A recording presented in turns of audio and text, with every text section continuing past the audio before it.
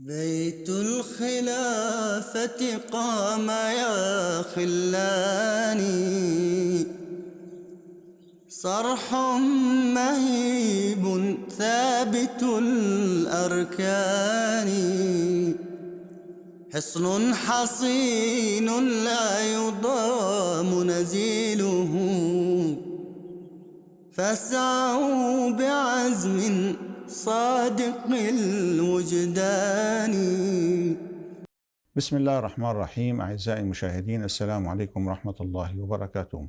أهلا بكم في أنشطة أمير المؤمنين لهذا الأسبوع، حضرة ميرزا مسرور أحمد الخليفة الخامس للمسيح الموعود أيده الله تعالى بنصر عزيز.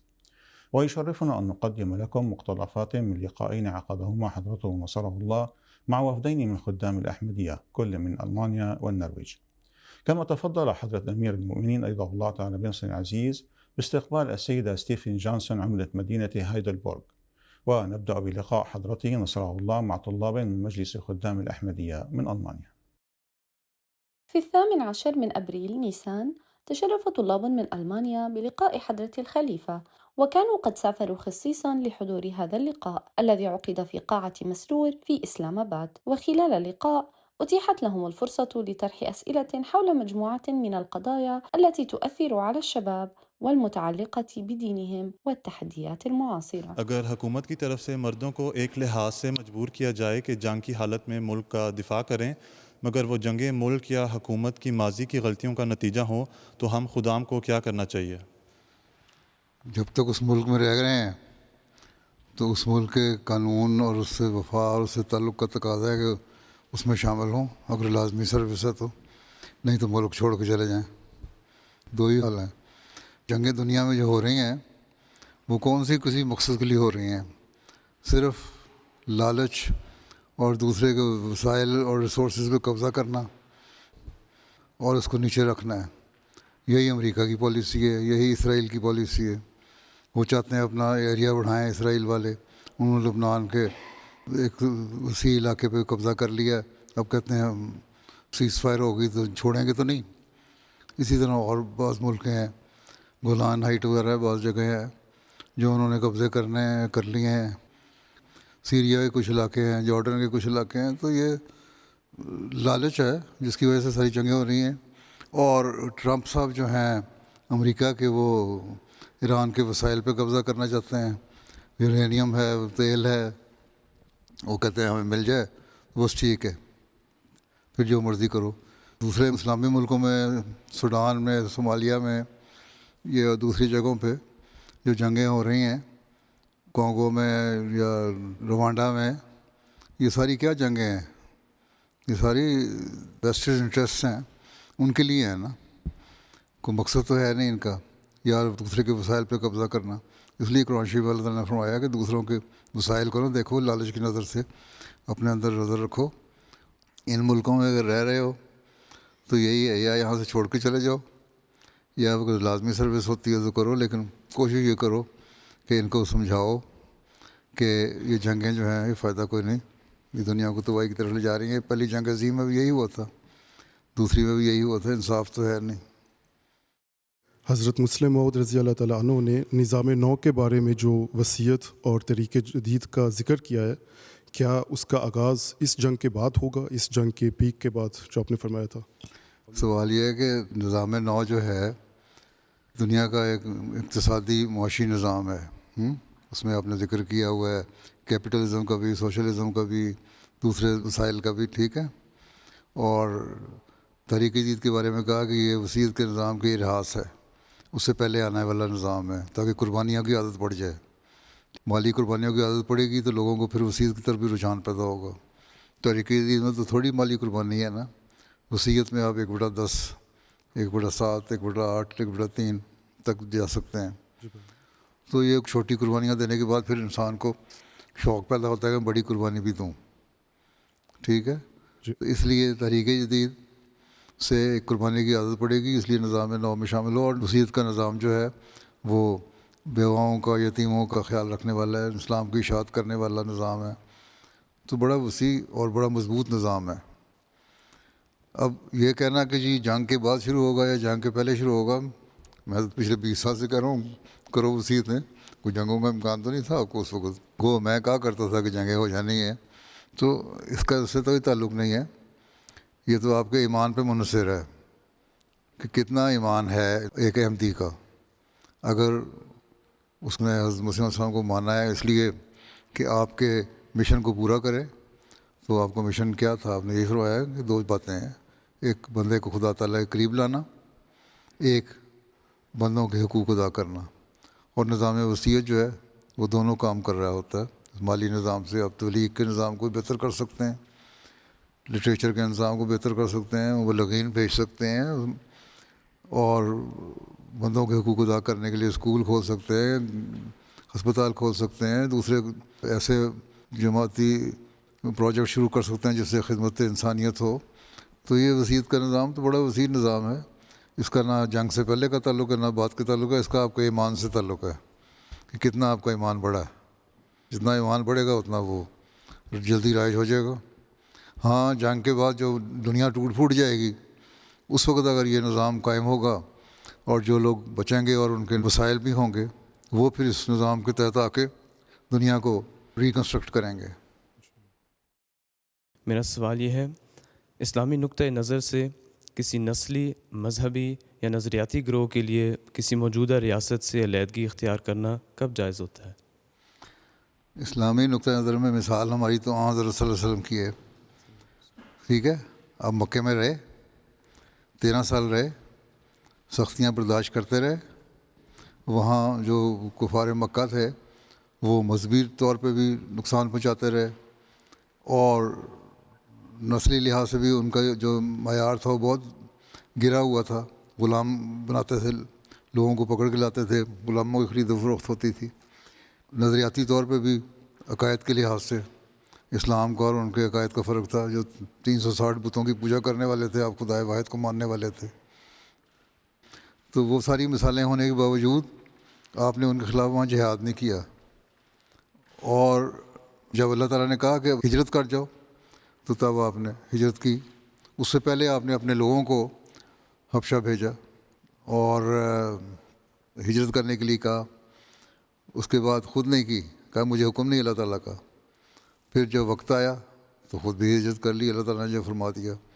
تو نبی کو تو اللہ تعالیٰ نے بتا دیا کہ اب وقت ہے ہجرت کا. تو ہمارے لیے تو یہی, جیسے پہلے میں نے ان کو بات کی ہے کہ جب ایسے حالات پیدا ہو جاتے ہیں تو پھر یہ آپ خود سوچیں کہ کب ہم نے ہجرت کر کے کسی ایسی جگہ جانا ہے جہاں امن ہو, نسلی امتیاز نہ ہو, مذہبی آزادی ہو.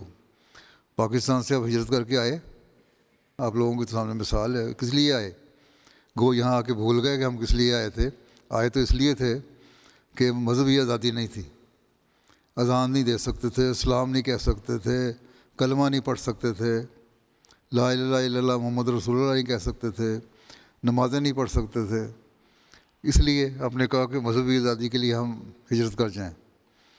تو ہجرت کر کے یورپ میں بھی آئے, امریکہ میں آئے, دوسرے ملکوں میں گئے, لیکن یہاں آ کے بھول گئے اور دنیا میں ڈوب گئے. اس مقصد کو بھول گئے جس کے لیے آئے تھے. نہ اللہ یاد رہا نہ رسول یاد رہا, اور بس دنیا داری رہ گئی یاد. تو اگر یہی کچھ کرنا ہے تو پھر آپ سے کیا سلوک کرے گا اللہ تعالیٰ؟ پہلے تو بتاؤ نا, جس مقصد کے لیے آئے تھے وہ مقصد پورا کر دیا. اگر نہیں کیا پھر اللہ سے امید بھی نہ رکھو کہ آپ سے پھر وہ کوئی بہتری کی سلوک کرے. ہاں, اگر اس مقصد کو پورا کر رہے ہیں جو لوگ, ان سے اللہ تعالیٰ کرتا بھی ہے, ان کو بہت ریوارڈ بھی دیتا ہے اور مل بھی رہا ہے. تو مذہبی آزادی کے لیے تو آپ نے یہ صورت اختیار کی کہ کب وہ جائز ہوگا. اس وقت جائز ہوگا جب وہ بندیاں لگیں اور آپ لوگوں نے ہجرت کی وہاں سے. کچھ لوگ ہجرت نہیں کر سکے. قرآن شریف میں بھی اللہ تعالیٰ فرماتا ہے نا, تم نے کیوں نہیں تسلیم کیا, ہجرت کر جاتے اگر تمہیں خوف تھا. انہوں نے کہا ہجرت کے وسائل نہیں تھے. اللہ تعالیٰ نے فرمایا کہ ٹھیک, جن کو ہجرت کی پابندی ہے, کچھ وسائل نہیں ہیں اور ہجرت بالکل پابند ہو گئے, نہیں کر سکتے, وہ ان کا تو اللہ تعالیٰ معاف کر دے گا. لیکن اگر وسائل ہیں اور تم لوگ ہجرت کر سکتے ہو تو کرو, تاکہ مذہبی آزادی حاصل ہو. نسلی امتیاز ہے یا نظریات نقطہ ہے, عقائد کا سوال ہے, وہ عقائد اور مذہب ایک ہی بات آ جاتی ہے. ٹھیک ہے, نظریہ تو نہیں کہ کیپٹلزم اور اس کا سوال ہے. یہاں تو سیکولر اسٹیٹس ہیں, وہ کہتے ہیں مذہب کی آزادی ہے. فی الحال. لیکن اس وقت تک آزادی یہ لوگ بھی دیں گے جب تک ان کے اپنے انٹرسٹ متاثر نہ ہو رہے ہوں. جب وہ متاثر ہوں گے تو یہاں بھی آپ کے ساتھ وہی سلوک ہوگا. پھر آپ کہیں گے چلو افریقہ چلو یا کہیں اور ملک میں چلے جاؤ, فار ایسٹ میں چلے جاؤ. تو جب انسان پہ ایسے حالات آ جاتے ہیں کہ بہت تنگی ہو جاتی ہے تو اللہ تعالیٰ یہ فرماتا ہے پھر تم ہجرت کر جاؤ. اور پھر وہاں دیکھنا پڑے گا کہ دنیا میں آپ کون سی جگہ ہے جہاں ہجرت کر کے جاؤ. ہر جگہ فساد ہی فساد ہے. ظاہر الفساد و فی البر والبحر والا حساب ہے. دنیا میں ہر جگہ فساد پھیلا. ان حالات میں تو احمدی کا صرف یہ کام ہے کہ مرد میدان بنو اور ایک جوش کے ساتھ دنیا کو خدا تعالیٰ کی طرف لاؤ اور دنیا میں انقلاب پیدا کرو, بجائے یہ کہ یہ کہو کہ ہم ہجرت کر جائیں. ہجرت کے تو سارے ملکوں کا ایک حال ہو گیا ہے. نہ اسلامی ملک رہا ہے, نہ عیسائی ملک رہا ہے, نہ یورپ رہا ہے, نہ افریقہ رہا ہے, نہ امریکہ رہا ہے. کہاں جاؤ گے؟ یہی ہے دنیا جہاں اس میں رہنا پڑے گا اور یہیں اپنا آپ کو ایڈجسٹ کرنا پڑے گا. تو اب یہی ہے ہمارے پاس ایک دنیا ہے کہ ہم دنیا کو اللہ کے قریب لائیں. ہجرت تو اب آپ نے کر لی اس مقصد کے لیے, اس ہجرت کو مقصد کو پورا کر لیں تو ابھی بھی آپ کچھ کر سکتے ہیں. حضور میرا سوال ہے, حضور جرمنی میں اسرائیلی اور فلسطین کی جنگ کے حوالے سے یہ مسئلہ پیش آتا ہے کہ ہمارے پولیٹیشین اور میڈیا اسرائیلی حکومت کی اینٹی سیمیٹزم کی در کی وجہ سے بالکل بھی کوئی تنقید نہیں کرتے. اس کے لحاظ سے ہمیں تبلیغ کرتے ہوئے کیسے پیش آنا چاہیے؟ اور جب جرمنی کی اتحادیوں کی بات ہو تو جرمن حکومت خاموش رہتی ہے, اور جب مخالفین حکومتوں بین الاقوامی قانون کی خلاف ورزی کریں تو ناانصافی سے پیش آتے ہیں. کس طرح ہم ان لوگوں کو سمجھا سکتے ہیں کہ یہ انصاف سے کام لیں؟ عقل مندی کا تقاضا یہ ہے کہ دنیا کو بتاؤ کہ یہ فلسطین میں جو ہوا وہ ظلم ہوا. اس کا اینٹی سیمیٹزم سے کوئی تعلق نہیں. پھر حوالے تلاش کرو. بہت سارے لوگ ہیں, امریکن یہودی ہیں, یورپ کے یہودی ہیں, اسرائیل کے اندر اب ایون یہودی ہیں جو کہتے ہیں ظلم کیا ہے ہم نے. ان کے حوالے دیکھو, یہ یہودی کہتے ہیں. اب بتاؤ اس کا کیا حال ہے؟ طریقہ ہوتا ہے نا تبلیغ کا. تو وہ جو ان کے اپنے لوگ جو بول رہے ہیں تو انہیں کو استعمال کرو, بجائے یہ کہنے کہ ہم یہ کہتے ہیں قرآن یہ کہتا ہے. وہ کہیں گے تو قرآن کو تو مانتے نہیں ہم, نہ یہ مانتے ہیں کہ اسلام کیا کہتا ہے. وہ تو ویلی کے خلاف ہیں اسلام کے. تو ان کے لیے پھر ان کے اپنے چہرے دکھاؤ اپنے لوگوں کے. وہ حوالے تلاش کرو. ہم نے کیے ہیں بہت سارے تلاش, تم لوگ بھی کرو, محنت کرو, خبریں پڑھا کرو اور سوشل میڈیا پہ دیکھا کرو. لوگوں کے جا کے ایک بنائے نا سیل, ایک سوشل میڈیا کا صدر صاحب. جتنے یہ لوگ ہیں دنیا کے دنیا دار جو اپنے کمنٹ دیتے ہیں فلسطین کے اوپر یا اسرائیل کے اوپر یا یورپ کے اوپر یا امریکہ کے اوپر, یہ اکٹھا کریں مواد, اور مواد اکٹھا کر کے تو پھر انہی کے ہتھیاروں کو استعمال کرو. ان کے حوالے دو کہ ہم نہیں یہ کہتے, یہ تمہارے لوگ کہتے ہیں. اور یہ نہیں ہے کہ جرمنی قوم کو پتہ نہیں ہے. چانسلر صاحب جو مرضی کہتے رہے, سیاستدان جو مرضی کہتے رہے, لیکن جرمن قوم میں بہت سارے لوگ ایسے ہیں جو اسرائیل کے خلاف کھل کے بولتے ہیں. ان کو اینٹی سیمیٹزم کا کوئی خطرہ نہیں ہے. تو آپ لوگوں کو کیوں خطرہ ہے؟ ٹھیک ہے, تو آپ نے لوگوں میں جانا ہے, ماسز کو موو کر دو. جب عوام موو ہو جائیں گے تو خود بخود انقلاب لے آئیں گے, خود بخود رائے بدل جائے گی. اس لیے عوام میں جاؤ. سیاستدانوں کی بڑی بڑی باتیں چھلاگے مارتے ہو, یوں کر دیں کہ یوں کر دیں, وہاں جاتے کیوں؟ تو گراس روٹ پہ کام کرو. موجودہ عالمی حالات کے پیش نظر ہماری نسل کو بچوں کی تربیت میں کن پہلوؤں پر خاص توجہ دینی چاہیے؟ اگر نارمل حالات ہوتے پھر کیا توجہ دیتے؟ نماز پر دھیان دینا, اللہ پہ یقین کرنا, اور قرآن پڑھنا, اسلام کی تعلیم پہ عمل کرنا. ہاں جی. تو وہ اب بھی یہی ہے. دو مقصد ہیں, ہمیشہ یاد رکھو. حضرت صلی اللہ علیہ وسلم دو مقصد میں نے ابھی بیان کیے ہیں نا, اللہ کے قریب لانا, بندوں کی خدمت کرنا. بس یہ دو مقصد ہیں جس پہ تربیت کرنی ہے. اور اس تربیت اس وقت تک نہیں ہو سکتی جب تک آپ لوگوں کے اپنے رویے ٹھیک نہیں ہوں گے. اگر بیوی سے لڑائی کر رہے ہو, رشتہ داروں سے لڑائی کر رہے ہو, بھائیوں سے لڑائی کر رہے ہو, اپنے ادھر ادھر فراڈ کر رہے ہو, ٹیکس چوری کر رہے ہو, تو بچوں کی کیا تربیت کرو گے؟ بس اپنی اصلاح کر لو, بچوں کی تربیت آپ ہی ہو جائے گی. مقصد دو ہی ہیں, اللہ اور اس کے رسول سے تعلق اور بندوں کا حق ادائیگی. یہ تربیت اگر دماغوں میں ڈال دو تو اسی میں اعلیٰ اخلاق آ جاتے ہیں.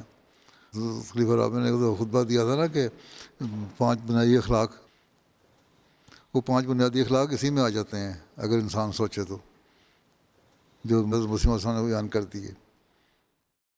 السلام علیکم حضور. السلام. میرا نام سلمان احمد ہے اور میرا سوال ہے کہ جب آپ آج کل کے نوجوانوں کو دیکھتے ہیں تو آپ کے خیال میں اس دور کی سب سے خطرناک روحانی بیماری کون سی ہے، اور ہمیں اس سے محفوظ رہنے کے لیے آپ کیا نسخہ عطا فرماتے ہیں؟ سب سے زیادہ جو زوال تھا اور بری حالت تھی وہ تو عام دراصل کے زمانے میں تھا نا، جب ہر طرف شرک پھیلا ہوا تھا، عیسائیت میں بھی، یہودیت میں بھی، اس کے علاوہ دنیا میں عام وسلم آئے، تعلیم لے کے آئے، ٹھیک ہے. اس لیے آج کل کے حالات کل کے حالات کا سوال نہیں. اس کے بعد پھر حضرت صلی اللہ علیہ وسلم کی پیشگوئی کے مطابق 1000 سال کا زمانہ گزرا، زوال کا زمانہ تھا، 300 سال کے علاوہ پہلے. پھر مسیح موعود نے آنا تھا. مسیح موعود آئے تو انہوں نے بھی یہی کہا نا کہ دنیا دوبارہ انتہائی گراوٹ میں جا چکی ہے. اس لیے ابھی میں وہی جو باتیں کر رہا ہوں وہی تمہارے سوال کا جواب ہے کہ خدا تعالیٰ کو بھول گئے، اپنے حقوق ادا کرنے بھول گئے. اور جب خدا تعالیٰ کو بھول جاؤ تو روحانی بیماری بڑھتی ہے، اور جب روحانی بیماری بڑھتی ہے تو اخلاقی لحاظ سے بھی زوال آ جاتا ہے. اخلاقی طور پہ انسان نیچے گر جاتا ہے اور کوئی مورلز نہیں اس کے رہتے. اور جب وہ نہیں رہتے تو فراڈ ہے، چوری ہے، جھوٹ ہے، اس قسم کی باتیں پھر ہونے لگ جاتی ہیں. اس لیے آج کل یا کل پرسوں کی بات کوئی نہیں ہے، اپنا خود جائزہ لو کہ دنیا میں کتنی اخلاقی برائیاں پیدا ہو چکی ہیں، خدا تعالیٰ سے کتنا دور ہو چکے ہیں لوگ. 5 وقت کی نمازیں آپ لوگ یہاں بیٹھے ہیں نا، اپنا جائزہ لیں. کیا آپ لوگ 5 نمازیں پڑھتے ہیں تو 2 منٹ میں صلی اللہ اکبر اللہ اکبر اللہ اکبر کر کے سلام پھر کے چھٹی کر دی، یا باقی سجدے میں اور رکوع میں دعا کرتے ہیں؟ فرض نمازوں کے علاوہ 2 نفل بھی پڑھ لیتے ہیں. چلو اگر نفل نہیں پڑھنے تو فرض کوئی ادائیگی پوری طرح کر لیتے ہیں. حدیث میں آیا نا، وسلم کے پاس ایک آدمی آیا اور اس نے کہا کیا کیا فرائض ہیں؟ آپ نے بتایا یہ فرائض ہیں. اس نے کہا کہ میں ان سے فرائض کے علاوہ کچھ نہیں کروں گا، نفل میں نہیں ادا کروں گا. تو اب جو اٹھ کے چلا گیا تو آپ نے صحابہ کو فرمایا کہ اگر یہ ان فرائض کو بھی ادا کر دینا تو یہ جنت میں چلا جائے گا. پہلے جائزہ لیں، فجر پہ وقت پہ اٹھے، نماز ادا کی، ظہر پہ نماز ادا کی، عصر پہ ادا کی، مغرب پہ ادا کی، عشاء پہ ادا کی. یہ تو ڈسپلن ہو جاتا ہے اپنے انسان کا. سب سے بڑا ڈسپلن کا نظام جو ہے اسلام میں یہی ہے کہ 5 وقت کی نمازیں ادا کر لو. جب ڈسپلن ہو جاتا ہے انسان تو اس کو خدا کی طرف بھی توجہ پیدا ہوتی ہے اور بندوں کے حقوق کی طرف توجہ پیدا ہوتی ہے، روحانیت بھی بہتر ہوتی ہے. اور یہ دنیا میں جو آج کل جو دین سے دور ہے، خدا سے دور ہے، اس لیے کوئی خوف نہیں نہ رہا. یہ ہے ہی نہیں ہے. ہم تو یہ کہتے ہیں نا اللہ تعالیٰ ہمیں ہر وقت دیکھ رہا ہے. ہر وقت دماغ میں یہ رکھو کہ خدا مجھے دیکھ رہا ہے. میں کئی دفعہ بیان کر چکا ہوں، یہاں تم CCTV کیمرے لگے ہو تم لوگ رکھتا نہیں کرتے، بعض الٹی کیمرہ میں ہو جائے گا، ریکارڈ ہو جائے گی، اسکرین پہ کوئی دیکھ نہ لے.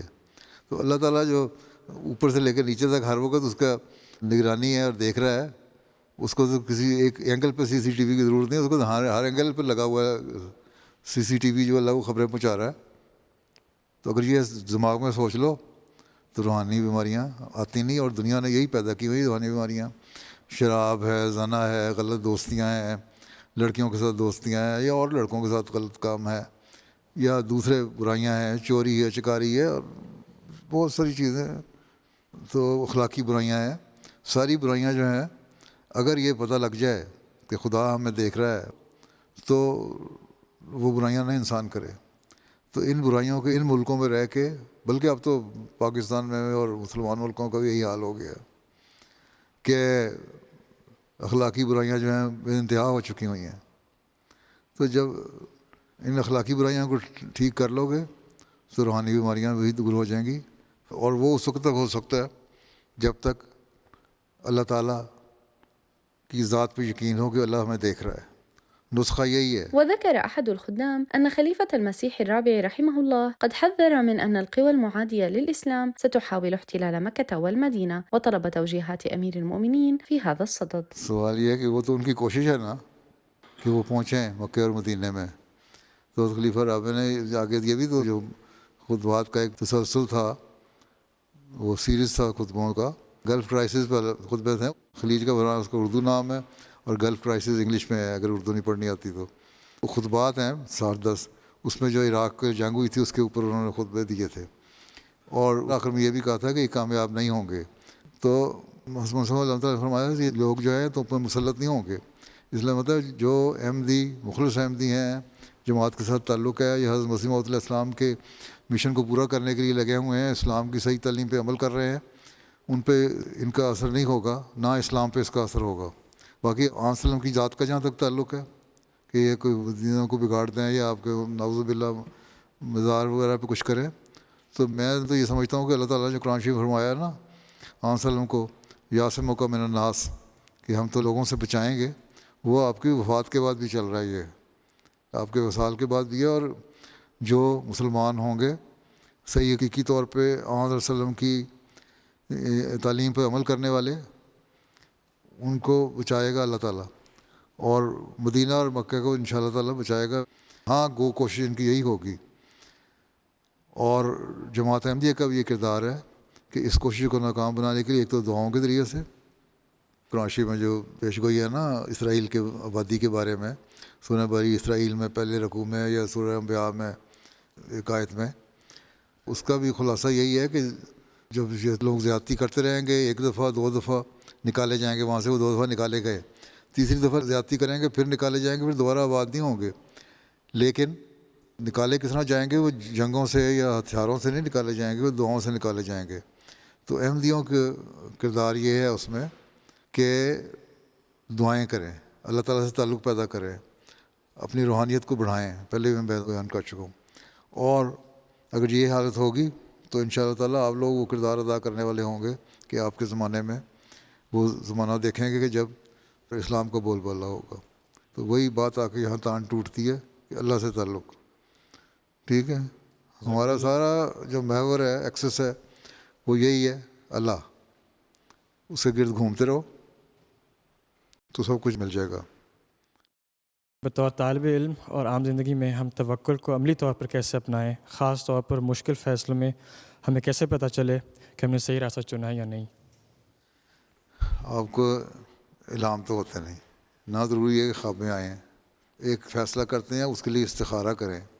استخارے کا مطلب ہوتا ہے اللہ تعالیٰ سے خیر مانگنا، اللہ تعالیٰ سے مانگنا کہ اے اللہ اگر یہ میرے لیے بہتر ہے تو اس میں میرے لیے آسانیاں پیدا کر دے اور سہولتیں پیدا کر دے، اور اگر یہ میرے لیے بہتر نہیں ہے کام تو اس میں میرے لیے روک ڈال دے، میرے دل میں انقباض پیدا کر دے۔ تو اگر دل کو تسلی ہو جاتی ہے، اس کام کو کرنے کی طرف شوق پیدا ہوتا ہے، پھر اللہ پہ توکل کرو، اس کام کو انجام دو، پھر اللہ تعالیٰ اس کو بہتر نتائج نکالے گا۔ اور اگر دل کی تسلی نہیں ہوتی، دعا کرنے کے بعد روزانہ 2 نفل پڑھ کر کم از کم 40 دن دعا کرنے کے بعد تسلی نہیں ہوتی، پھر اس کو چھوڑ دو، پھر اللہ تعالیٰ دعا کرو جو بہتر ہے میرے لیے وہ کرنے کی توفیق دے مجھے۔ اگر ایک چیز میں دلچسپی ہے، بعض دفعہ آدمی کے پاس 2-3 آپشن ہوتی ہیں، مجھے لکھتے ہیں کہ یہ آپشن ہے 4، اب ہماری دلچسپی ان ساروں میں ہے، ہم فیصلہ نہیں کر رہے تو کیا کریں؟ تو آپ بتا دیں کیا کریں۔ تو جو سمجھتا ہوں نا، جو لوگ تو واقعی سنجیدہ ہیں مشورہ لینے میں، اور جو میں کہوں گا اس پہ عمل کر بھی لیں گے، صرف میں کھانا پوری نہیں کر رہا خط لکھ کے، تو ان کو میں کہہ دیتا ہوں اچھا پھر یہ فیلڈ لے لو، یہ تمہارے لیے بہتر ہوگا، اور وہ لے لیتے ہیں، اور اس میں کامیابی بھی اللہ تعالیٰ کو فضل کے ان کو مل جاتی ہے۔ باقی یہ خود بھی آپ لوگ فیصلہ کر سکتے ہیں، دعا کر کے اللہ سے مانگیں اگر یہ میری دلچسپی کا مضمون ہے، یہ کیریئر ہے، اس کو میں نے اپنانا ہے، اس میں اگر میرے لیے بہتر ہے تو اس میں آسانی پیدا کر، اگر نہیں بہتر تو روک ڈال دے اور مجھے کسی اور طرف رہنمائی کر دے، اور پھر اللہ تعالیٰ دل میں ہی خیال ڈال دیتا ہے دوسری طرف جانے کا، اور پھر توکل کرتے اس کو اختیار کر لو، ٹھیک ہے؟ یہی توکل ہے۔ باقی یہ اس بات پہ رہنے دو کہ تمہیں وہ خواب آئے گی، یہ الہام ہوگا، کچھ نہیں ہوگا، صحیح، ابھی بہت دور ہے الہامی کیفیت سے تمہاری۔ پیارے حضور، میرا سوال ہے روحانی نقطۂ نگاہ سے ہمارے لیے اعلیٰ تعلیم حاصل کرنا کس قدر اہمیت رکھتی ہے؟ روحانی نقطۂ نگاہ سے علم حاصل کرنا تو اچھی بات ہے نا، اللہ تعالیٰ نے کہا ہے نا علم حاصل کرو، قرآن صلی اللہ علیہ وسلم نے فرمایا کہ علم حاصل کرو جب بچے ہو اس وقت سے لے کے اپنی قبر تک، جی بالکل، حدیث میں آیا نا جی، کہ قبر تک علم حاصل کرنے کا حکم ہے۔ اس کا مطلب آدمی کو ہمیشہ علم حاصل کرتے رہنا چاہیے، اور عالم جو ہے اس کو اللہ تعالیٰ نے پسند کیا ہے، علم حاصل کرنے والے کو۔ لیکن اگر وہ علم کسی بڑائی یا تکبر کی وجہ بن رہا ہے تو وہ علم نہیں، وہ جہالت ہے۔ اس لیے علم حاصل کرو، اور علم حاصل کر کے اپنے اندر عاجزی پیدا کرو، اور جب عاجزی پیدا ہوگی تو وہ علم جو ہے فائدہ مند بھی ہوگا، اس علم کو دوسروں کو بتاؤ گے بھی، اور عاجزانہ رنگ میں بتاؤ گے تاکہ جو تم نے فائدہ اٹھایا ہے اس سے لوگ بھی فائدہ اٹھا سکیں. جی ٹھیک ہے. تو ایسا علم حاصل کرنا جو ہے وہ انسان کے اپنے اخلاقی اقدار ہیں ان کو بھی بہتر کرتا ہے، اور اخلاقی قدریں جب بہتر ہوتی ہیں تو انسان میں اللہ تعالیٰ کا خوف بھی پیدا ہوتا ہے. پھر میں نے پہلے بتایا نا، روحانیت اور یہ چیزیں آپس میں ملتی ہیں، ان کا تعلق ہے. تو پھر اللہ تعالیٰ کی طرف توجہ پیدا ہوگی، پھر اور انسان دعا کرے گا کہ اللہ تعالیٰ میرے علم کو اور بڑھائے تاکہ میں خود بھی اس سے فائدہ اٹھاؤں اور انسانیت کو بھی فائدہ پہنچاؤں. اسی سے روحانیت بھی بڑھتی ہے. وفي ختام اللقاء أتيحت للطلاب فرصة التقاط صورة مع أمير المؤمنين. وفي اليوم التالي في 19 من أبريل تشرف 91 خادما من النرويج بلقاء حضرة خليفة المسيح أيده الله تعالى بنصره العزيز، وكانوا قد سافروا خصيصا إلى بريطانيا لحضور هذا اللقاء، وقد طرحوا مجموعة من الأسئلة على حضرة أمير المؤمنين حول مسائل مختلفة تتعلق بدينهم والقضايا المعاصرة التي يواجهها الشباب. پیارے حضور، میرا سوال ہے کہ حضرت محمد صلی اللہ علیہ وسلم کے صحابہ کو اللہ تعالیٰ نے سخت آزمائشوں کے ذریعے آزمایا، جبکہ اس دور میں وقف نو بچوں کے بچپن ہی سے ایک عہد کے تحت دین کی خدمت کے لیے پیش کیا جاتا ہے.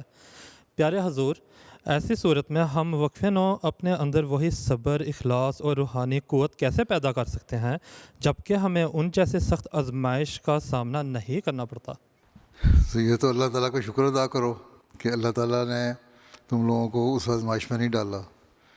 حضرت مسیح علیہ الصلوۃ والسلام نے یہی لکھا ہے کہ صحابہ کو دیکھو کتنی قربانیاں دینی پڑیں، اور ان کو جانوں کی قربانیاں دینی پڑیں، ان کو بہت زیادہ سخت ظلم برداشت کرنے پڑے، اور اس کے بعد پھر جنگیں اگر ہوئیں تو وہاں بھی انہوں نے جان کی قربانیاں دیں.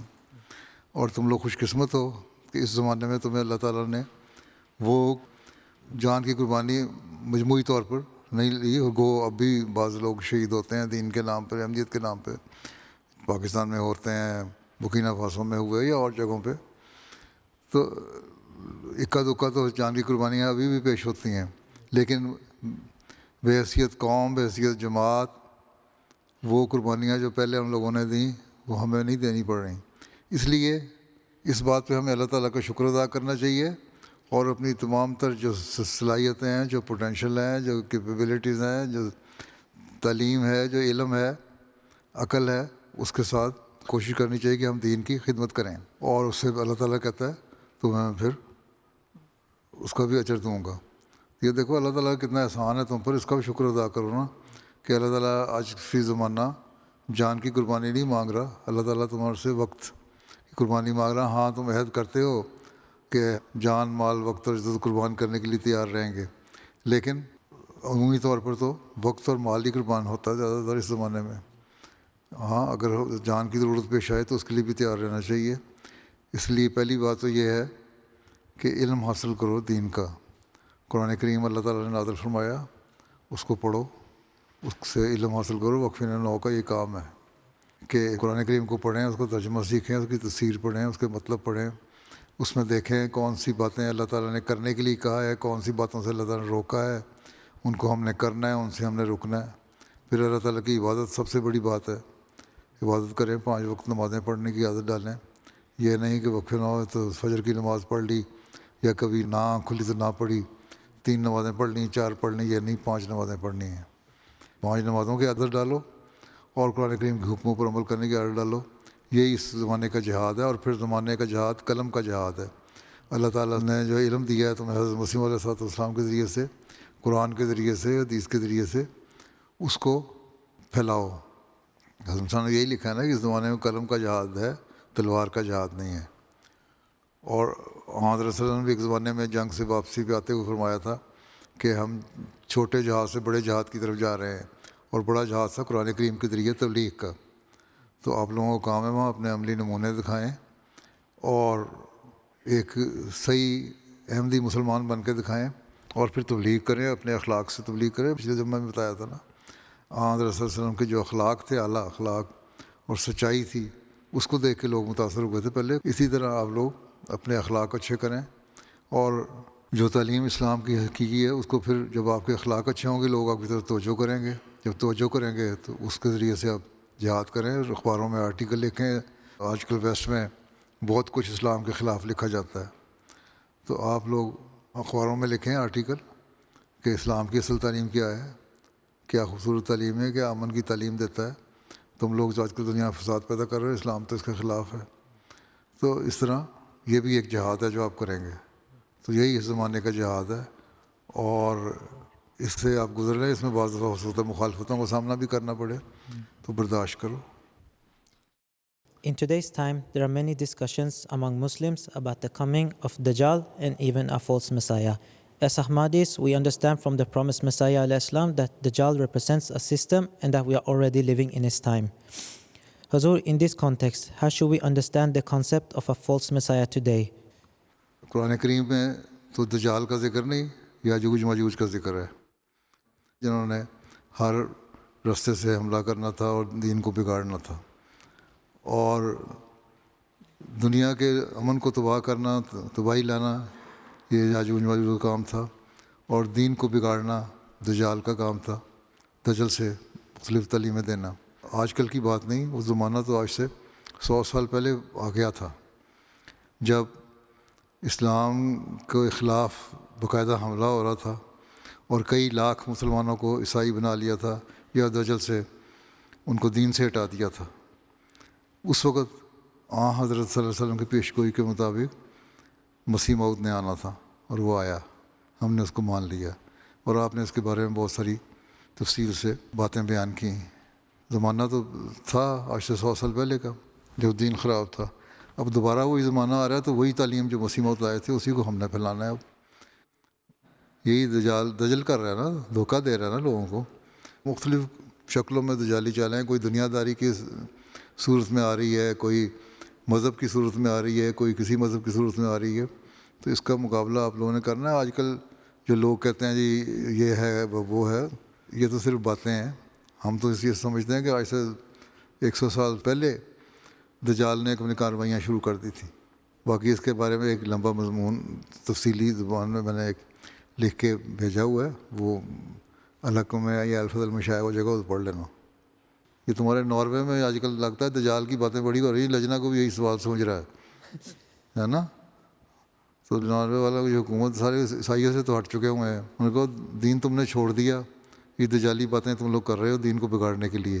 یہ ایتھسٹ جو ہے وہ بھی دجال ہیں ایک قسم کے, وہ بھی جو دین سے ہٹانے کی کوشش کر رہے ہیں نا, وہ بھی دجالی لگتے ہیں. تو اس لیے ان سے بچنے کی کوشش کرو. اللہ تعالیٰ کی طرف جس کا رجحان نہیں, وہ دجال بھی ہے, یاجوج ماجوج بھی ہے, جو دنیاوی طور پہ بھی دنیا میں فساد پیدا کر رہا ہے, اور دینی طور پہ بھی دنیا میں فساد پیدا کر رہا ہے.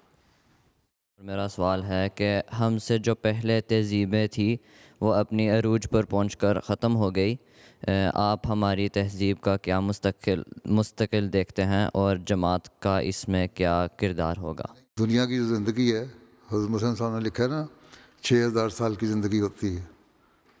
آدم جو ہے ہمارا, اس کی پیدائش کے اتنے دن تھے, اور اس میں جو انبیاء آئے وہ مختلف وقتوں میں آئے اصلاح کے لیے, وہ چلے گئے. اب بھی اس زمانے میں حضرت مسیح علیہ السلام جو آئے ہیں, وہ ان کو اللہ تعالیٰ نے اپنے وعدے کے مطابق اور حضرت صلی اللہ علیہ وسلم کی پیشگوئی کے مطابق آخری 1000 سال کے لیے بھیجا, دنیا کی اصلاح کے لیے اور مجدد بنا کے. اور صلی اللہ علیہ وسلم نے یہ فرمایا کہ آپ کے بعد خلافت کا نظام شروع ہو جائے گا, اور وہ شروع ہو گیا. اب دنیا کے باقی زندگی کے آخری 1000 سال جو گزر رہے ہیں, جب اس کا خاتمہ ہوگا تو اس میں ایک انتہا پہ پہلے پہنچ جائے گا دین, لوگ مانیں گے, اس کے بعد دوبارہ بگاڑ پیدا ہوگا, تو پھر قیامت بھی آ جائے گی. اب تو قیامت کا آنے کے دن ہے. زوال جو آخری ہونا ہے نا, وہ قیامت کا ہی ہونا ہے. جس زمانے میں ہونا ہے آج سے 500 سال بعد یا 600 سال بعد یا 700 سال بعد, یہ جب بھی اللہ تعالیٰ کی مرضی ہے. لیکن اس سے پہلے حضرت مسیح صلی اللہ علیہ وسلم نے فرمایا ہے کہ مجھے اللہ تعالیٰ نے بھیجا ہے تو دین کو دنیا میں قائم کرنے کے لیے, حضرت صلی اللہ علیہ وسلم کی حکومت کو دنیا میں قائم کرنے کے لیے. جب تک ساری دنیا میں دین اسلام پھیل نہیں جاتا, اور جو لوگ رہ جائیں گے, آپ نے فرمایا ان کا ذکر اس طرح ہوگا جس طرح چوڑے چمار ہوتا ہے, بہت ساری شیڈول کاسٹ ہوتی ہے, تو ایسے لوگ ہوتے ہیں جن کی کوئی حیثیت نہیں ہوتی, اس طرح لوگوں کو حیثیت رہ جائے گی اور دین پھیل جائے گا. لیکن پھر دین میں بگاڑ پیدا ہو جاتا ہے. اس وقت پھر ہو سکتا ہے کہ اس زمانے کا جو بھی خلیفہ ہوگا حضرت مسیح علیہ السلام کی اتباع میں جو آئے گا, ان کی پیروی میں جو آئے گا, وہ پھر سختی بھی کرے. لیکن بہرحال اگر بگاڑ اتنا پیدا ہو جائے گا پھر اللہ تعالیٰ دنیا کی صف لپیٹ لے گا, قیامت آ جائے گی. تو وہی زوال ہے. اسلام کا زوال تو اسی طرح ہے, کیونکہ یہ اسلام جو ہے آخری مذہب ہے دنیا کا. اس کے بعد دنیا کا خاتمہ ہے, اب قیامت آنی ہے. اس لیے کوشش کرو کہ نیک رہو اور اپنے اگلی نسلوں میں بھی نیکی کی تلقین کرتے رہو, تاکہ ہم اپنے زمانے میں ان آفتوں سے بچ کے رہیں جو آ سکتی ہیں ہم پر. سزائیں مختلف وقتوں میں آتی رہتی ہیں, مختلف صورتوں میں آتی رہتی ہیں, ابھی بھی آتی ہیں, کبھی زلزلے کی صورت میں, کبھی کسی طوفان کی صورت میں, کسی سونامی کی صورت میں, فلڈس کی صورت میں, یا جنگوں کی صورت میں اب ہو رہی ہیں نا. ان سے بچنے کا یہ طریقہ ہے کہ ہم نیکیوں پہ عمل کریں اور آخر تک اپنی نسلوں کو تلقین کرتے رہیں کہ وہ نیکی کریں, تاکہ ہم ان آفتوں سے بچ کے رہیں. اور جب قیامت آئے تو اس وقت آئے گی جب بالکل زمانہ بگڑ چکا ہوگا. ہمارے زمانے میں زمانہ بگڑے, اور وہ نہیں بگڑے گا جب تک یہ ساری پیشگوئیاں پوری نہیں ہو جاتی ہیں جو آن صلی اللہ علیہ وسلم نے فرمائی تھیں آخری زمانے کے متعلق, جو مسیح موعود علیہ السلام سے تعلق رکھتی ہیں. تم لوگ اگر نیک رہو گے تو شامل رہو گے, نہیں نیکی کرو گے تو پھر اللہ تعالیٰ ایک ایک کر کے بدنوں کو تو ختم کرے گا, لیکن دین قائم رہے گا. دین پہ آفت کوئی نہیں آئے گی. ٹھیک. In today's world, where research shows that people have very short attention spans and respond best to clear, concise messages, how can we, as Ahmadiyya Muslims, effectively explain the belief in Khatam al-Nabi? Tension span چھوٹا ہو گیا, اس لیے میں نے کہا جو آپ کی خدام الحمدیہ ہے اپنی ویب سائٹ پہ یا سوشل میڈیا پہ جماعتی طور پہ بھی چھوٹے چھوٹے پیسج بتائیں کہ پروفٹ ہوڈ سے کیا مراد ہے. آن وسلم سیل آف دا پروفٹ ہیں, خاتم النبیین ہیں, اور آپ کی کیا پیش گوئیاں ہیں. چھوٹے چھوٹے کلپس اتنا آتے رہے نا تو لوگوں کو پتہ لگ جائے گا. اگر پورا مضمون نہیں پڑھ سکتے تو 3-4 منٹ 5 منٹ تک تو پڑھ ہی لیتے ہیں. پہلی بات تو یہ ہے کہ سیل آف پروفٹ کی بات تو علیحدہ رہی, اللہ تعالیٰ کو نہیں کوئی مانتے. آپ کی جو ملک کی آبادی ہے 90% اس میں ایتھیسٹ ہو چکی ہے. جو کرسچنز نام کے کرسچنز ہیں نا, they are not practising Christians. تو جب نہیں ہے تو ان کو اس سے کیا کہ ہولی پروفٹ صلی اللہ علیہ وسلم آخری پروفٹ ہیں کہ نہیں ہیں. وہ تو اللہ تعالیٰ پہ ایمان نہیں لاتے. تو جب اللہ تعالیٰ پہ ایمان نہیں لگتے تو پھر سیل آف پروفٹ والی کیا بات ہے. پہلے تو ان کو بتاؤ کہ اللہ تعالیٰ کیا ہے, ایگزسٹنس آف گاڈ پہ بتاؤ. جب وہ پتہ لگ جائے گی پھر ان کو بتاؤ کہ اس کے کیا کیا ثبوت ہیں. چھوٹے چھوٹے کلپس دیتے رہو سوشل میڈیا پہ, تو پیسج دیتے رہو. تو خدا ملندہ ہی کام ہے, جماعت کا بھی کام ہے, ہر ایک کا. وہ جب دیتے رہو گے تو لوگوں کو جس کو انٹرسٹ ہوگا وہ سن لیں گے, جن کو نہیں انٹرسٹ ان کی اپنی مرضی. اللہ تعالیٰ تو قرآن میں کہتا ہے زبردستی تم دین نہیں پھیلا سکتے. ہاں اگر تم سے کوئی بات کرتا ہے تو پھر اس کو بتاؤ, لیکن اس سے پہلے ان کو بتا دو کہ دین کیا چیز ہے, خدا تعالیٰ کیا چیز ہے. پہلے تو خدا کی طرف لاؤ ان کو, خدا کی طرف لے آؤ. دین کی سیل و پروفٹ کی بعد میں بات کریں گے. ہاں جو مسلمان ہیں اگر وہ بات کرتے ہیں تو ان سے کہو آن وسلم کی پیش گوئیاں, وہاں بھی چھوٹے چھوٹے کلپس دے دو, حدیثیں دو. حضرت عائشہ نے کہا آن حضرت صلی اللہ علیہ وسلم کے بارے میں کہ آپ یہ تو کہو کہ آپ خاتم النبیین ہیں, لیکن یہ نہ کہو کہ آپ کے بعد کوئی نبی نہیں ہے. اس طرح کی اور حدیثیں بھی ہیں, نکال کے تمہارا جو اشاعت کا ڈپارٹمنٹ ہے یا تبلیغ کا ڈپارٹمنٹ ہے وہ نکال کے دیں, اور وہ سوشل میڈیا پہ تھوڑا تھوڑا ڈالتے رہیں, تو اس کو لے کے پھر آپ مزید ایلیبوریٹ کرتے جائیں تبلیغ میں. ٹھیک ہے. حدیث میں آتا ہے کہ دنیا مومن کے لیے قید خانہ اور کافروں کے لیے جنت ہے. دوسری طرف قرآن کریم میں سورۃ الرحمن آیت 47 میں اللہ تعالیٰ فرماتا ہے کہ جو شخص اپنے رب کے حضور کھڑے ہونے سے ڈرتا ہے اس کے لیے 2 جنتیں ہیں. پیارے حضور, اس آیت اور حدیث کے باہمی تعلق اور اس میں مذکور 2 جنتوں سے کیا مراد ہے؟ اللہ تعالیٰ کہتا ہے 2 جنتیں ہیں. جو اللہ تعالیٰ کی عبادت کرنے والے ہیں لوگ, وہ اس دنیا میں بھی اللہ تعالیٰ کی عبادت میں اتنی خوشی محسوس کرتے ہیں کہ وہ سمجھتے ہیں کہ ہم جنت میں آ گئے. حضرت صلی اللہ علیہ وسلم نے فرمایا کہ جو مجھے بہت ساری چیزیں دنیا کی پسند ہیں, فرمایا قرۃ عینی فی الصلاۃ, میری جو آنکھوں کی ٹھنڈک ہے وہ نماز میں ہے. تو نماز اور عبادت میں آپ کی آنکھوں میں ٹھنڈک تھی، اسی سے آپ کو جنت ملتی تھی اس دنیا میں. جب اس دنیا میں آپ کما لیتے ہیں، روحانیت بڑھ جاتی ہے یا اپنے آپ کو نیکی کی طرف مائل کر لیتے ہیں، اس میں جو آپ نے کما لیا اس کے بدلے میں پھر آپ کو یہاں بھی آپ کو اللہ تعالیٰ خوشی دے رہا ہے، کیونکہ دنیا کی جو مصروفیات ہیں، دنیا کے جو غلط کام ہیں، ان سے آپ کو نفرت ہے، اور اب اللہ تعالیٰ کی تلاش میں رہتے ہیں، اور اللہ تعالیٰ کی تلاش میں آپ عبادت کرتے ہیں اور نیکی کی کام کرتے ہیں، اس سے آپ کو دلی خوشی پہنچتی ہے. جنت کیا ہے؟ آپ نے خوشی ہے نا، ایک دل کی خوشی. جب آپ نیک کام کوئی کریں اور دوسرا آپ کا شکریہ ادا کرے، آپ خوش ہوتے ہیں نا اس پہ. بس وہ نیکی کی بات جب کرتے ہیں تو خوشی ہوتی ہے. پھر جب آپ نماز پڑھتے ہیں اور آپ کے دل کو تسکین ہوتی ہے اللہ تعالیٰ کی عبادت کر کے، تو وہ پھر بھی آپ کے لیے روحانی ٹھنڈک کا باعث بنتی ہے نا، وہ بھی جنت مل گئی. اور اگلے جہان میں یہ چیزیں آپ کو اس سے بڑی جنت میں لے کے جائیں گی. یہ مراد ہے، اس سے 2 جنتیں ہیں. اور مخالف یہ سمجھتا ہے، جو دین کا مخالف ہے یا دین کا نہ ماننے والا ہے، وہ سمجھتا ہے یہ عبادت کرنے والے کیا مشکل میں پڑے ہوئے ہیں، یہ تو کوئی دنیا کے جو شوق ہیں ان سے کوئی فائدہ ہی نہیں اٹھا رہے، یہ تو دوزخ میں ڈال رہے ہیں اپنے آپ کو. اللہ تعالیٰ کہتا ہے نہیں، تم غلط سمجھتے ہو، یہ دوزخ میں نہیں ڈال رہے بلکہ یہ جنت بنا رہے ہیں اس دنیا میں بھی اور اگلے جہان میں بھی. تم لوگ دوزخ بنا رہے ہو اپنے لیے. گو ظاہری طور پہ تم اس دنیا میں سمجھ رہے ہو کہ ہم بہت خوش ہیں، لیکن اگلے جہان میں تمہارے لیے دوزخ ہوگی. اس لیے قرآن شریف میں بھی اللہ تعالیٰ نے دوسری جگہ فرمایا آخری صورتوں میں کہ جو لوگ اس دنیا میں خوش تھے وہ اگلے جہان میں مایوس ہوں گے، خوش نہیں ہوں گے. لیکن جو اس دنیا میں لوگ خوش نہیں تھے، دنیاوی لحاظ سے سمجھا جاتا تھا لوگ کہ خوش نہیں ہیں، وہ اگلے جہان میں بہت خوش ہوں گے. تو سارے قرآن کو اگر مختلف آیتوں کو ملا کے پڑھو نا تو ہر ایک کا جواب بیچ میں مل جاتا ہے.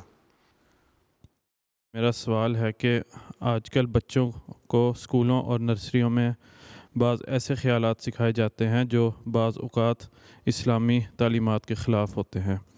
ہم احمدی والدین اپنے بچوں کو ان باتوں سے کیسے بچا سکتے ہیں اور ان کے ایمان اور اخلاق کو کیسے مضبوط رکھ سکتے ہیں؟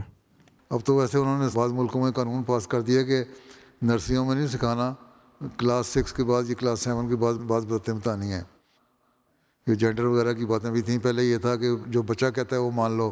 اب کہتے ہیں جب تک جینڈر کے معاملے میں بھی جو اگر بچہ کہہ رہا ہے میں لڑکا نہیں لڑکی ہوں، یہ لڑکی نہیں لڑکا ہوں، تو جب تک پیرنٹس کا بیچ میں شامل نہ ہو رضا اس وقت تک نہیں کرنا، جب تک وہ انڈیپینڈنٹ نہیں ہو جاتا.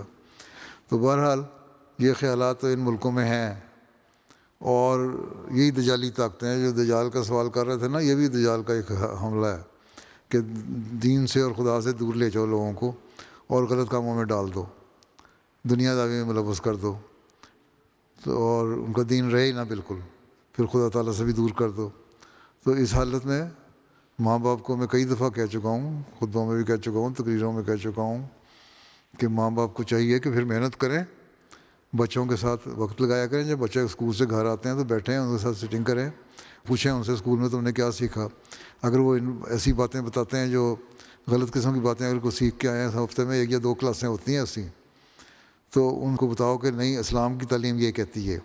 اور اصل چیز یہ ہے، تمہیں ابھی اس کی سمجھ نہیں آئے گی، جب تم بڑے ہو گئے تو مزید سمجھ آئے گی. لیکن اس وقت ہم سمجھا رہے ہیں کہ یہ جو باتیں کہتے ہیں نا اسکول والے، ساری باتیں صحیح نہیں ہوتی. جو پڑھائی کی علم کی باتیں ہیں نا، سائنس کی یا جغرافیہ کی یا ہسٹری کی یا میتھمیٹکس کی، اس کی بات مان لو. ان باتوں میں جہاں اخلاق کا سوال آتا ہے، دین کا سوال آتا ہے، وہاں تمہیں اپنا ہی دین پہ قائم رہنا چاہیے. ان حالات میں پھر والدین کا کام ہے وہ زیادہ محنت کریں. اب بعض ملکوں میں، امریکہ کینیڈا وغیرہ میں، انہی باتوں کی وجہ سے لوگوں نے ہوم اسکولنگ شروع کر دی ہے. ایک وقت تک بچوں کو گھر میں پڑھاتے ہیں، پرائمری کے بعد جو ہوش آ جاتی ہے پھر اس کو اچھی طرح سمجھا کے بھیجتے ہیں اسکول. تو آپ لوگ بھی اگر ہوم اسکولنگ نہیں کر سکتے تو کم از کم وقت تو دے سکتے ہیں نا. آپ کو پتہ ہوتا ہے بچے نے کہ آج اسکول میں کون کون سے مضمون پڑھنے ہیں، کیا ٹائم ٹیبل ہے اس کا. اور جس دن اس قسم کی باتوں والا مضمون ہو اس دن زیادہ وقت دے کے اسے بیٹھیں، اس کو سٹنگ کریں اور اس کو سمجھائیں دین کیا چیز ہے اور تمہاری ذمہ داری کیا چیز ہے اور ہم کون ہیں، کیوں ہمیں اللہ تعالیٰ کی عبادت کرنی چاہیے اور کیوں اللہ تعالیٰ نے ان باتوں سے روکا ہے، ان میں کیا کیا برائی ہے، ان میں کیا اچھائی ہے. تو کھل کے بعض دفعہ بات کرنی پڑتی ہے. تو جو اگر وہ بے حیا ہیں تو آپ لوگ بے حیا تو نہیں کہ حیا کے دائرے میں رہ کے ان کو سمجھانا بہرحال پڑے گا. دوست بن جائیں بچوں کے تاکہ بچے آپ سے سب کچھ شیئر کریں آ کے. My question is, in verse 9 in Surah At-Tahrim, regarding the hereafter, we read, they will say, our Lord, perfect our light for us and forgive us. And dear Hazur, how will the perfect light be manifested in the hereafter? Light کیا ہے ابھی بتایا نا میں نے. آنسروں نے کیا فرمایا تھا؟ میری آنکھوں کی ٹھنڈک، دل کی ٹھنڈک نماز میں ہے. تو اللہ تعالیٰ کے جو حکم ہے اور اللہ حکم میں چلنا جو ہے وہی صحیح تعلیم ہے نا، وہی روشنی ہے جس کو ہمیں حاصل کرنے کی کوشش کرنی چاہیے. اور یہی روشنی جو ہے وہ اگلے جہان میں کام آئے گی، جنت میں بھی لے کے جائے گی اور اللہ تعالیٰ کو راضی کرنے والے بھی ہوگی. اسی وجہ سے جو نیک کام کرو گے اللہ تعالیٰ سے معاف بھی فرما دے گا. چھوٹا سا حصہ بیان کیا نا، صرف نور والی بات، پہلا حصہ چھوڑ دیا ہے. وہی بات ہے کہ اللہ تعالیٰ سے یہی کہیں گے نا کہ جو لائٹ ہے ہماری اس کو پورا کر دے، یعنی جو نیک کام ہے ہمارے ان کو اتنا بڑھا دے کہ وہ ہماری مغفرت کا ذریعہ بن جائیں، وہ روشنی ہمیں مل جائے ان سے. ٹھیک ہے، اگر نیک کام ہی نہیں کر رہے تو روشنی کہاں سے ہونی ہے؟ تو اللہ تعالیٰ تو یہ بیان ہی ان لوگوں کے لیے کر رہا ہے کہ جو مومن ہے، جن میں کوئی منافقت کی ملاوٹ نہیں ہوتی، ان کے لیے بتا رہا ہے لائٹ. جو مومن ہے اور منافقت جن میں کوئی نہیں ہے وہی یہ کام کر سکتے ہیں نا. اور وہ رائٹ یہی ہے کہ نیک کام کرنا، تبھی وہ جنتوں میں داخل ہوں گے جن کی نہریں بہتی ہوں گی. منافق تو نہیں جا سکتے، نہ کافر ہو سکتے ہیں.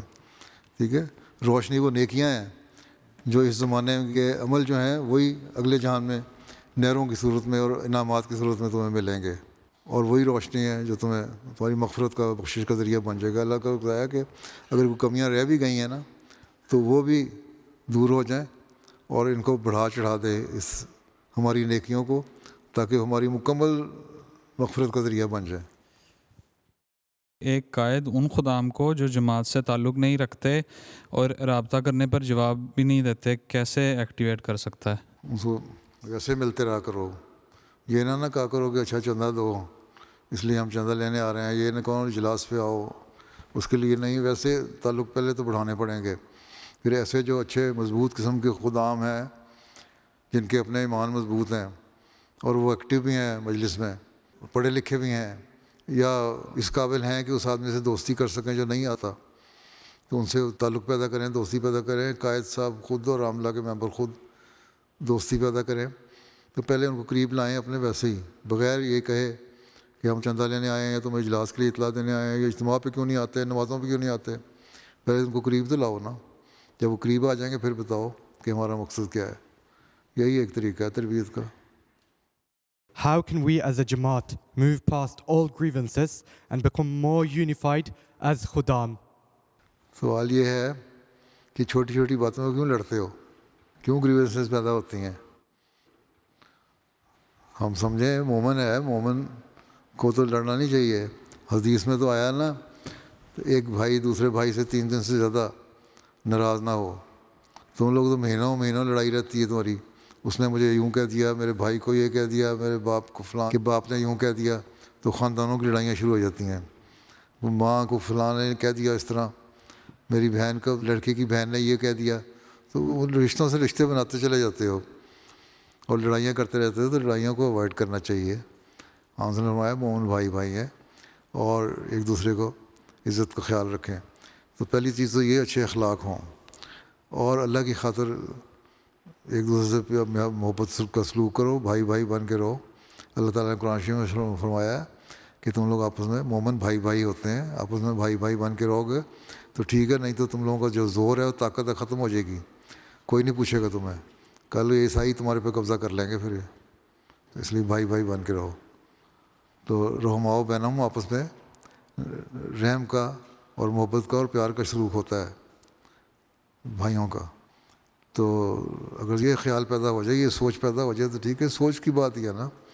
اگر منفی سوچ ہونی ہے تو لڑائیاں ہی لڑائیاں ہیں، مثبت سوچ ہونی ہے تو لڑائیاں ختم ہو جاتی ہیں. بہت سارے لوگ ہوتے ہیں جو لڑائی کو ختم کرتے ہیں.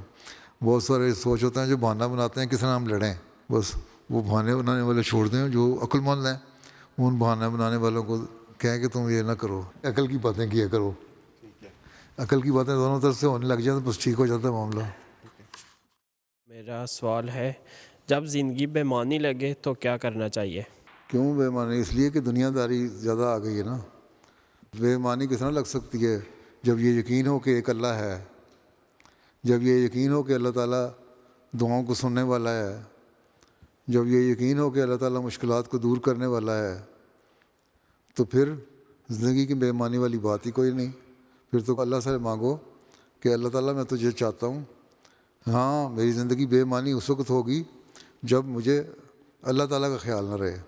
اگر انسان 5 نمازیں پڑھنے والا ہے, اس میں دعائیں کرنے والا ہے, استغفار کرنے والا ہے, اور ہر چیز کے لیے اللہ کو اپنے سامنے رکھنے والا ہے, تو پھر بے معنی زندگی نہیں ہوتی. دنیا میں پڑھ گئے تو بے معنی ہو جائے گی.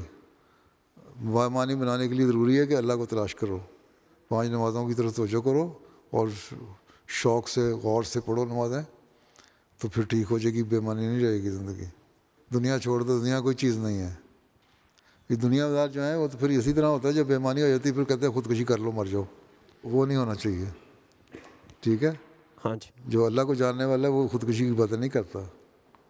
بعد اللقاء نال الخدام شرف التقاط صورة جماعية مع حضرة أمير المؤمنين أيده الله تعالى بنصره العزيز. وفي يوم الاثنين 20 أبريل تشرفت نائبة عمدة هايدلبرغ ستيفاني يانسن بلقاء حضرة أمير المؤمنين أيده الله تعالى بنصره العزيز. عقد اللقاء في مكتب حضرته في إسلام آباد، وخلال النقاش تحدثت العمدة يانسن عن دورها في مكافحة الكراهية ضد المسلمين والعنصرية، وطلبت توجيه الخليفة بهذا الشأن. As far as Muslims are concerned, and among Muslims, we Ahmadis Muslims are concerned, we always believe in an amicable adjustment and relation with each other.